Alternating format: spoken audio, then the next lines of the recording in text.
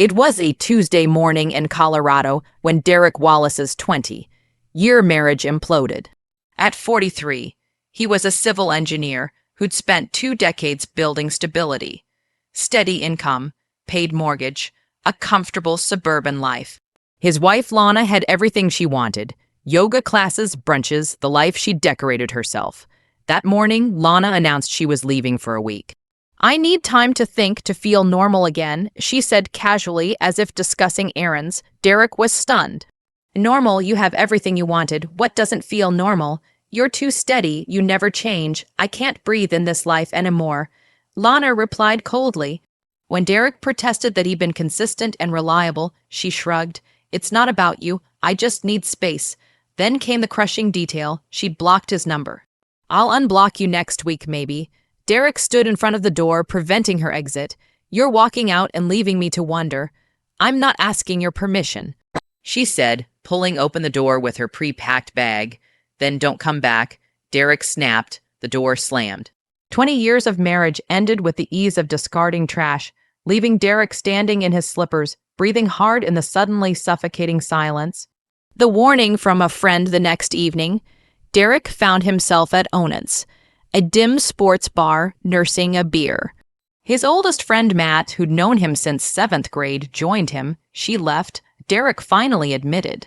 "Packed a bag yesterday morning, said she needed a week to clear her head." Matt's response was sharp. "That's not a coffee break, that's a warning shot." Derek tried to rationalize it. "Maybe she's just bored. Maybe she needed to miss me." "No, Derek," Matt said firmly. "She blocked your number. You don't block someone unless you're doing something you don't want them to know about." The words hit hard.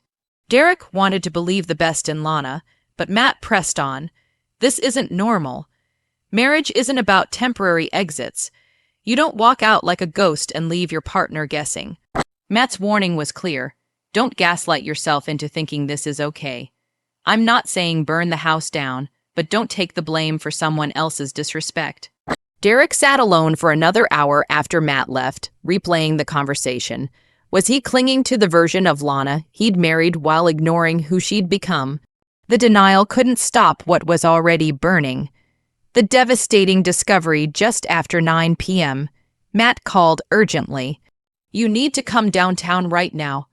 Derek met Matt in a parking garage overlooking an upscale restaurant. "Look through the far window, booth by the wall," Matt instructed. There sat Lana, hair styled, red lipstick, wearing the blue dress Derek had bought her for their anniversary. The one she'd claimed was too dressy for casual dinner. Across from her was a tall man in a tailored navy suit. They weren't just talking, they were laughing intimately. Her hand brushed his wrist. He leaned in like he'd done it before. Derek reached for the door handle, rage boiling inside him. Matt grabbed his sleeve. "Don't you go in swinging and she wins. She'll spin it. Say you embarrassed her, acted unstable. You'll be the angry husband she had to leave." Matt was right. Derek sat back, watching Lana lean back in her seat, laughing, looking completely at ease while his world cracked open. She hadn't just walked out, Derek realized. She'd moved on. The confrontation unable to contain himself, Derek walked into the restaurant. The moment Lana looked up and saw him, her smile vanished. "Derek," she whispered, "this isn't what you think." Derek said nothing, just looked between her and her companion. The man grabbed his coat and fled immediately through a side exit. "I was going to tell you," Lana stammered. "He's just someone I used to know. We ran into each other. This helped you think," Derek said quietly. "You're making a scene," she protested. "Not yet." Derek turned and walked away. No yelling, no accusations. Just walked, his shoes echoing on the polished floor. Outside, the cold air hit his face. He got in his car with Matt and drove home in silence. Her desperate return 34 minutes after Derek got home. Lana burst through the door, mascara streaked, one heel missing, bag sliding off her shoulder. "Derek, please wait. I need to explain that dinner didn't mean anything. I swear, you caught it out of context." Each excuse tumbled out faster. Derek finally stood. "I saw you laughing at the table with him. You don't do that with someone you're confused about. You looked sure." "It was nerves. It was awkward." "Lana," Derek cut her off. "You wore the blue dress. You told me once it made you feel like a woman who's wanted. You wore that dress tonight and blocked my number this week. Tell me again how this was innocent." "It was just dinner," she whispered. Derek walked to the door and opened it. "You should go." "No, you don't understand. I was lonely and you've been so quiet. You stopped noticing things. I thought maybe you didn't care anymore. So your answer was to find someone else to notice you?" She stepped forward, tears flowing. "I made a mistake, a stupid, thoughtless mistake, but we've built a life. You can't throw that away." Derek didn't shout. "I'm not throwing anything away. I'm letting go of something that's already broken." She trembled on the threshold, whispering one final please. Derek closed the door. The soft click of the lock sounded like truth. The attempted return at 9 a.m. the next morning came another knock. Soft, rehearsed. Lana stood there with her suitcase, hair in a low bun, no makeup, looking cautious. "Can we talk?" "I didn't sleep. I kept thinking about us, this place, everything we built. I want to come home. I want to fix it." "No," Derek said steadily. "What? But it's me. I'm your wife. You were. You're not even going to let me try." Derek looked at her directly. "You made your choice. You walked out. You shut me out. You didn't leave room for questions or respect. But I came back." "No, you came back because you lost control, not because you were ready to own what you did. You wanted to test the water and still keep your spot by the fire. I'm not that man anymore." Tears welled in her eyes. "So that's it. Years together, and I'm just a stranger now." "No, you're someone who taught me what I'll never tolerate again." Something shifted behind her eyes, the realization that the man before her wasn't the one she thought she could bend back into place. "You look different," she whispered, not harder, just clearer. She picked up her bag and left. This time when Derek closed the door, it felt final. The silence that followed wasn't cold. It felt earned. The final proof that afternoon, Matt appeared at Derek's door holding his phone, face grim. "There's something you need to see. I debated showing you, but I'd want to know if I were you." The video was shaky, taken through a window at a luxury spa garden. Lana sat on a lounge chair in a robe, holding cucumber water. Next to her was the same man from the restaurant. This time there was no confusion, they were intimate. His hand slid over hers, then he kissed her. Long, familiar, like it wasn't the first time. Derek watched the entire 10-second clip without blinking, jaw clenched. "My cousin works front desk there," Matt explained. "She recognized Lana, sent me this today, said she didn't want me walking around blind." Derek grabbed his wallet and keys. "I need to go. Where, lawyer?" Matt followed to the porch. "Don't rush into anything. You've been calm this whole time. I'm not flipping." Derek interrupted. "I'm just finished." Derek drove downtown to a family law office and told the receptionist, "I need to file for divorce." As he filled out the paperwork, something in his chest shifted, not heavy or hollow, but solid, like a door had been shut from the inside and locked. He wasn't playing fair anymore. He was playing real. The anniversary, 4 days passed in silence. Then, on what would have been their 7th anniversary, Derek's phone buzzed. "Dinner at Brio tonight at 7. I made the reservation just in case you wanted to talk. Still our date after all." She added a champagne emoji. Derek stared at the message, then tossed his phone face down. That night, Derek's backyard glowed with string lights. The grill was fired up, friends gathered, from work, the gym, even awkward neighbor Greg with his jokes and dip. Beers clinked, classic rock played, laughter rose. This wasn't a house in mourning. It was a house reclaiming itself. At 7:04 p.m., Derek's phone buzzed. "Lana." He stepped into the darker edge of the yard and answered. Piano music and clinking silverware played in the background. "Where are you?" she asked, voice light but unsure. Derek smiled. "I'm already celebrating." "Celebrating what?" "My bachelorhood." Silence. Then click. She hung up. Derek returned to the fire pit, sliding into a seat next to Matt. She called. "Yep. How'd it go?" Derek clinked Matt's glass. "Perfect." The night rolled on spilled salsa, guitar attempts, late arrivals with cookies. No one mentioned Lana. No one had to. For the first time in a long time, Derek wasn't waiting for someone to come home. He already was. The uninvited guests, the party was in full swing when the front gate creaked open, heads turned. Lana walked in like a storm, pretending to be a breeze. Wearing the coat Derek had bought her last Christmas, hair perfect, face tight. She found Derek instantly. Really, you throw a party on our anniversary and don't even have the decency to answer my call. Derek didn't flinch. You called, I answered. That wasn't an answer. That was a slap in the face. She snapped, voice rising. Matt leaned in. You want me to get her out? Derek shook his head. No, she wants the spotlight. She can have it. Lana stepped forward, words coming faster. This is what you do. You humiliate me in front of your friends like some revenge stunt. Throw a party to pretend like I never mattered. Derek stood slowly, letting silence settle. You want truth, all right. He walked inside and returned with the TV remote and Matt's phone. Everyone, I need your attention. Conversations quieted. Derek pointed the phone at the screen.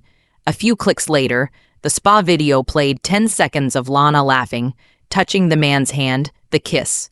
The screen went black. The yard stayed silent. Lana's face drained of color. Where did you get that? She whispered, frozen. My friend's cousin. She works there. You remember her, right? The one you called nosy with a bad manicure. Guess she noticed more than you thought. Lana stepped backward shakily, hands to mouth. Derek, it wasn't serious. It didn't mean anything, no. Derek said, you don't get to talk now. She dropped to her knees in the grass, mascara running. Please don't do this. I made a mistake. I was confused. I didn't know how to talk to you anymore. I thought you didn't care. I didn't mean for it to go that far.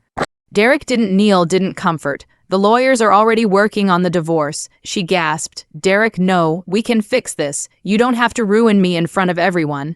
You did that part yourself, Derek said quietly. He turned back toward the fire pit where Matt handed him his drink.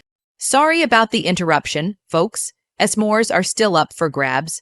People shifted awkwardly, then one or two offered a hand on Derek's shoulder.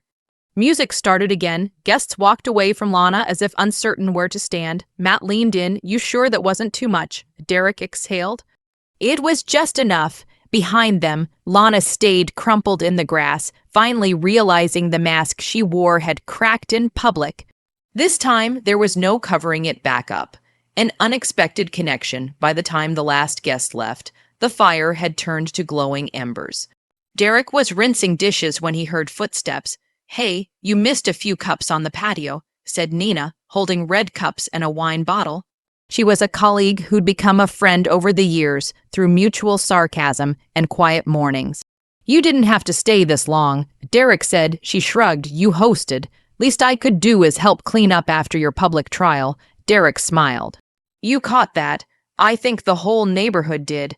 They sat at the kitchen island with wine. I meant to tell you, Nina said. I've been there. The whole betrayal thing. 2 years ago with my ex, David.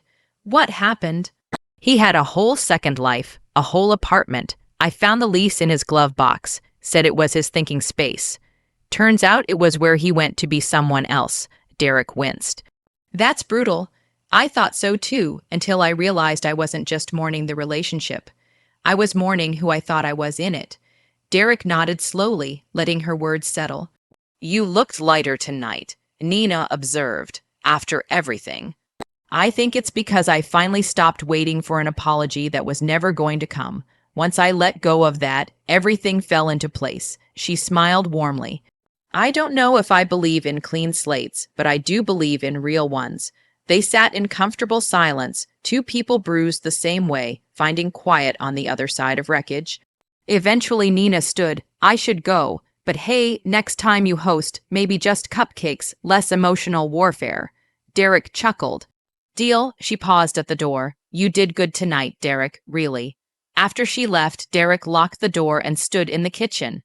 It felt warmer, not because of the wine or Nina, but because there was nothing left to hide. Just honesty and the slow, quiet return of peace. Gratitude and closure. The next morning, Derek met Matt at Ridgeview Cafe, their usual spot tucked behind a bookstore. Matt walked in right on time, baseball cap low, hoodie zipped. You look like a guy who just got 10 pounds off his back, Matt said, sliding into the booth. 15 maybe, Derek replied. The waitress brought coffee without asking. Derek took a sip and looked across the table.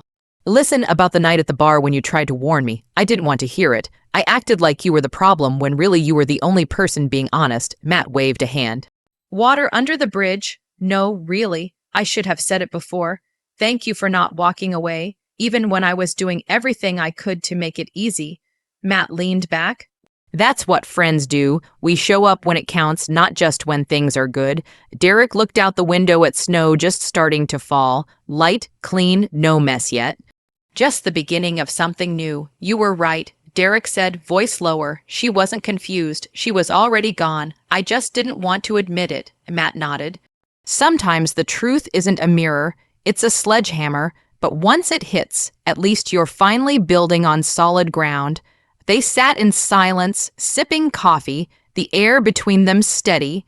Derek gave a small laugh. You think it's crazy that I feel better now after everything?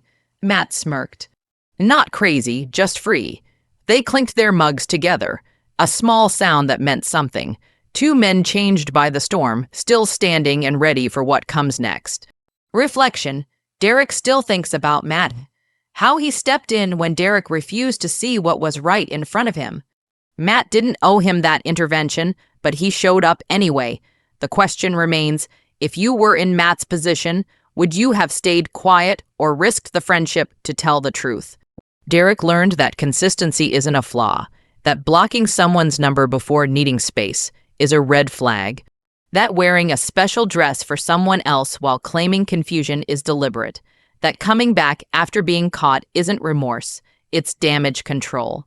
He learned that sometimes the kindest thing a friend can do is show you the painful truth, that public humiliation only lands when someone's already committed the private betrayal, that closure doesn't always come from the person who hurt you. Sometimes it comes from finally accepting what they showed you all along. Most importantly, Derek learned the difference between loneliness and freedom. The house felt quieter after Lana left, but it wasn't empty. It was honest, real. The divorce papers were filed, the marriage was over, but Derek wasn't ending something. He was beginning something. A life where respect wasn't negotiable, where I need space didn't mean I need permission to betray you, where anniversary dinners weren't obligations to people who'd already moved on. Matt had said it best, once the truth hits, at least you're building on solid ground. And for the first time in months, Derek's ground felt solid. The foundation was his own. The future was uncertain but uncompromised. And the man looking back at him in the mirror was someone he recognized again. Someone clearer, stronger, and finally, truly free. The party, in his backyard, wasn't about revenge or spite. It was about reclaiming joy in a space that had felt suffocating. About gathering people who showed up without needing the full story. About celebrating not an anniversary of what was, but the beginning of what would be. Nina's words echoed, I don't believe in clean slates, but I do believe in real ones. Derek's slate wasn't clean. It had scars, lessons, betrayals written across it. But it was real, earned, his, and that was enough. As snow continued falling outside the cafe window, Derek and Matt sat in comfortable silence. No grand declarations. No dramatic resolutions. Just two friends, coffee between them, and the quiet understanding that sometimes the greatest strength isn't in fighting for something broken. It's in having the courage to let it go. Derek had let go, and in doing so, he'd finally come home to himself.